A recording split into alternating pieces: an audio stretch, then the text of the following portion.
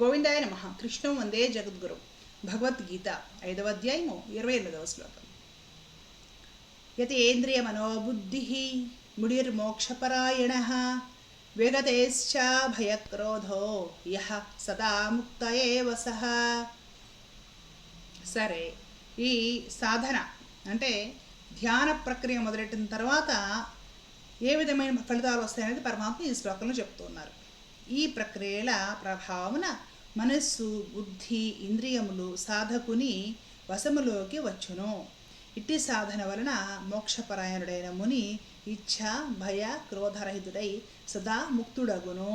ఈ రోజుల్లో వారికి కొన్ని భగవద్గీతల విషయాలు తీసి చెప్పినా కూడా నచ్చవు. ఎందుకంటే ఆ మైండ్ సెట్కి, ఆ యాటిట్యూడ్కి మేము అలవాటు పడిపోయాము. సోషల్ మీడియాలో రకరకాల ప్రసంగాలు, ప్రవచనాలు, ఈ సోకాల్డ్ యూట్యూబర్లు చెప్పేవి ఇవన్నీ కూడా వినేసేసి మేము భగవద్గీత ప్రకారం మీరు ఎలా చెప్పినా కూడా మాకు నచ్చదు అంటారు అన్నమాట. ఎందుకంటే అలవాడైన ప్రాణం కదా, అది కాదు ఇది కరెక్ట్ అని చెప్పినా కూడా పరిస్థితిని బుద్ధి అర్థం చేసుకోరని ఆ స్థితికి వెళ్ళిపోతుంది అనమాట మనస్సు. అది సహజం. కాబట్టి కోపగించుకోవాల్సిన పని కూడా ఏం లేదు ఇందులో.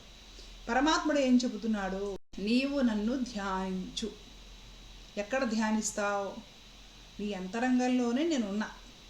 కాబట్టి ఆ పరమాత్మకు ఆత్మారాముడు, అంతరంగనాథుడు ఇలాగ మనం పెట్టుకునే పేర్లు ఉన్నాయి. అంతేకాదు మనకి మంత్రపుష్పము, పురుష సూక్తం వాటి ప్రకారం కూడా ఒక దశాంగులం మనకి గొంతు నుండి కిందకి ఒక 10 అంగుళాల కిందకి ఒక హృదయం అనేది ఉంటుంది. అది తామర మొగ్గలా ఉంటుంది. దానిలో పరమాత్మ తామర పువ్వు మీద నిలబడి మనకు కనపడుతూ ఉంటాడు కదా. శ్రీ మహావిష్ణువు ఆ నారాయణుడు కొలువై ఉంటాడు. ఈ విధంగా మనకి వేదాల్లో కూడా కనపడుతూ ఉంటుంది. పురుష సూక్తము, నారాయణ సూక్తం ఇవన్నిట్లో ఉంటాయి. సో పరమాత్ముడు ఏం చెప్తున్నాడంటే, నీ గుండె గుడిలో నన్ను వెతుకు, నన్ను ధ్యానించు, నువ్వు అంతర్ముఖుడవు, నిరంతరము కళ్ళు మూసుకొని నన్ను ధ్యానించు అని చెప్తున్నాడు పరమాత్మ. నిదానంగా ప్రాణ అపాన అంటే శ్వాస గమనము నిదానంగా శ్వాస తీస్తూ పీల్చుకుంటూ ప్రశాంతంగా కళ్ళు మూసుకొని కూర్చొని బయట విషయాలన్నీ కట్టిపెట్టేసి మౌనంగా ఉండి అంతరంగంలోనే నీలోనే కొలువై ఉన్న నన్ను పూజించు. అలాగ నీవు సాధన చేయగా చేయగా చేయగా చేయగా చేయగా నిదానంగా మనసు శాంతపడుతుంది, ఇంద్రియాలు శాంతపడతాయి. దీనికి సాత్విక ఆహారం ఇవన్నీ కూడా అవసరం. మంచి నియమాలు పాటించి జాగ్రత్తగా ఉండాలి, జీవితంలో తెలివిగా ఉండాలి, ముందు వెనకలు ఆలోచించుకొని ఉండాలి. ఇవన్నీ కూడా నియమాలే. ఆ విధంగా నీవు జాగ్రత్తగా ఈ ప్రక్రియల ప్రభావం వలన ఏమవుతుందంటే మనస్సు అంటే నీ మనసు శుద్ధి అవుతుంది. బుద్ధి మనసు కంటే కూడా సూక్ష్మమైనది బుద్ధి అనమాట. ఆ బుద్ధి పాడవకుండా చాలా స్థిరమైన బుద్ధి, స్థితప్రజ్ఞుడికి ఉండే ఆ స్థిరమైన బుద్ధి ఏదైతే ఉంటుందో ఆ స్థిరమైన బుద్ధి నీకు ఏర్పడుతుంది. ఇంద్రియాలు గుర్రాల్లా పరిగెత్తడం మానేసి అణిగి ఉంటాయి మనస్సు కింద. ఎటు పడితే అటు కళ్ళు చూసిన ప్రతి చోటికి వెళ్ళాలని, అబ్బా అది బాగుందని ముందు కళ్ళు, ఆ తర్వాత అది పొందాలని ఆరాటం, దాన్ని అనుభవించాలని ఆరాటం, దాన్ని 10 మందికి చూపించి ఆహా ఊహాన్ని వాళ్ళు పొగుడుతుంటే వినాలని చెవులకు ఆరాటం. ఈ ఆరాటాలు మొత్తం శాంతిస్తాయి. అప్పుడు సాధకుని వశములోనికి వచ్చును. ఇవన్నీ కూడా మనస్సు, బుద్ధి, ఇంద్రియాలు మొత్తము ఆ సాధకుడికి కంట్రోల్లోకి వచ్చేస్తాయి. ఆ తరువాత అటు సాధన వలన మోక్షపరాయణుడైన ముని, మోక్షమును కోరుకునే ఆ భక్తుడు లేదా యోగి లేదా జ్ఞాని లేదా మహర్షి అనుకోండి, వాళ్ళకి ఈ పేర్లన్నీ కూడా. ఇచ్ఛ అంటే ఇష్టము లేదా రాగము, భయ అంటే భయము, అలాగే క్రోధము రహితుడై సదా ముక్తుడగును. ఇచ్ఛ నాకు ఇది కావాలి, ఇది నాది, వీళ్ళు నా వాళ్ళు, దీన్ని పొందాలి, ఇది నేను భద్రంగా పదలంగా తరతరాలకి జన్మలకి దాచుకోవాలి, ఈ ఆరాటం తగ్గుతుంది. భయము నాదేమవుతుందో, నా వాళ్ళు ఏమవుతారో, నాదనేది పోతుందేమో, నాకు నచ్చింది నాకు దూరం అవుతుందేమో, ఇంకొకళ్ళు ఏదన్నా చేస్తారేమో, ఈ భయాలు. క్రోధము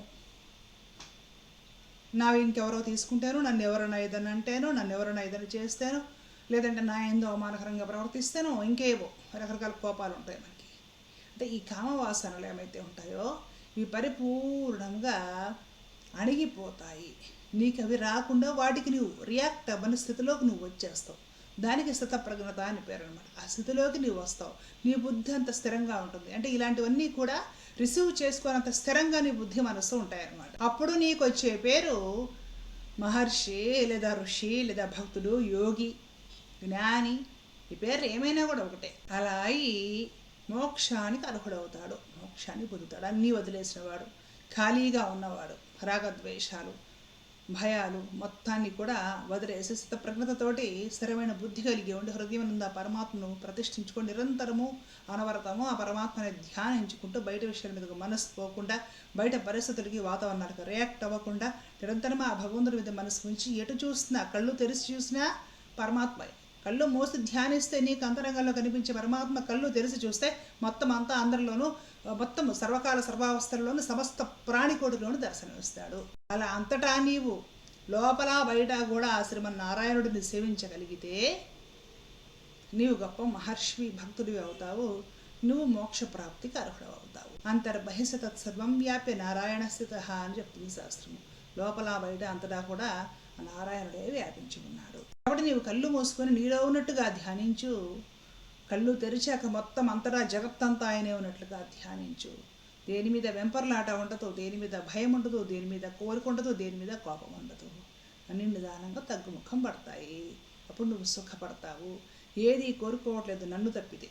అప్పుడు నేను ఇచ్చేదేమిటి? మోక్షము. ఆ మోక్షానికి నీవు ప్రాప్తుడవుతావు, అర్హుడవుతావు అని చెప్తున్నాడు పరమాత్మ ఈ శ్లోకంలో.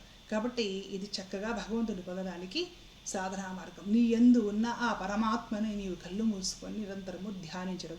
నీలోనే ఉన్నాడు అని తెలిస్తే ఇంకా ఆరాటం ఎందుకు? కొందరం చూస్తూ ఉంటాం, పర్సులో ఫోటో పెట్టుకుంటారు, లేదంటే ఇది నాకు చాలా ఇష్టం అంటని ఏదో ఒక తాయెత్తు లాంటిదో ఏదో ఒకటి వేసేసుకుంటారనమాట. అవి తప్పని నేను చెప్పట్లేదు. వాళ్ళకి ఏంటంటే దీంట్లో శక్తి ఉంది, దీంట్లో దేవుడు ఉన్నాడు అనే ఒక ఫీలింగ్. అది కూడా నేను తప్పని చెప్పట్లేదు.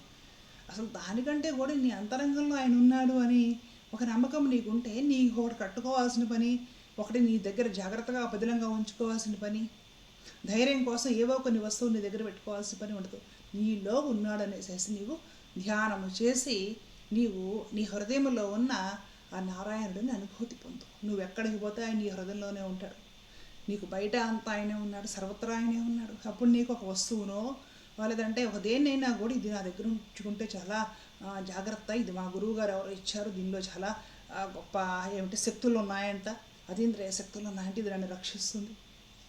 బయట వస్తువు నిన్ను రక్షించకపోతే నీలో ఉన్న పరమాత్మను నిన్ను రక్షించడా? నీలో ఉన్న పరమాత్మను నువ్వు గుర్తెరగాలంటే ధ్యానించి కళ్ళు మూసుకొని లోపలికి దర్శించు. కళ్ళు తెరిస్తే భౌతిక ప్రపంచం చూస్తావు, కళ్ళు మూస్తే నీ లోపలేముందో నువ్వు చూసుకోగలుగుతావు.